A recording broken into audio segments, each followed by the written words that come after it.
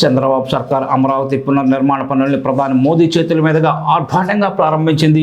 సభా వేదికపై deputy CM Pawan Kalyan ముభావంగా ఉండడాన్ని అందరూ గమనించారు. మరీ ముఖ్యంగా వేదికపై ప్రధాని మోదీకి ఇరువైపులా గవర్నర్ అబ్దుల్ నజీర్, సీఎం చంద్రబాబు నాయుడు ఆసీనులయ్యారు. ఆ డిప్యూటీ సీఎం పవన్ కళ్యాణ్ మాత్రం విసిరేసినట్టుగా వేదికపై మోదీకి దూరంగా కూర్చోబెట్టారు. పవన్కు ప్రాధాన్యం తగ్గిందనే ఆవేదన జనసేన శ్రేణుల్లో కనిపించింది. అయితే అంతా అయిపోయిన తర్వాత చంద్రబాబు నాయుడు కేబినెట్ సమావేశంలో ప్రధాని సభలో ప్రోటోకాల్పై ప్రస్తావించడం గమనార్హంగా చెప్పుకోవచ్చు. ఇది ఎలా ఉందంటే అసలే తనకు ప్రాధాన్యం దక్కలేదని ఆవేదనతో రగిలిపోతున్న పవన్ కళ్యాణ్ మనసుకు ఆయన పుండుపై కారం చల్లినట్టుగా ఉందనే అభిప్రాయం వ్యక్తమవుతోంది. ప్రధాని సభలో డిప్యూటీ సీఎంకు తన పక్కన కుర్చీ వేయకపోవడంపై చంద్రబాబు అసహనం వ్యక్తం చేశారట. ఇలాంటి వార్తలను ప్రచారంలోకి తీసుకురావడం ఎవరి కోసం?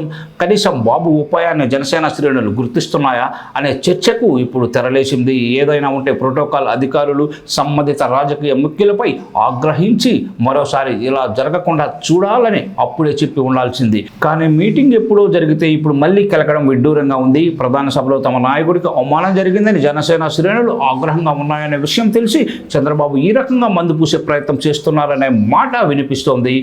చంద్రబాబు ఇలా అసహనాలు, ఆగ్రహావేశాలు వ్యక్తం చేయడం అనేది సర్వసాధారణం.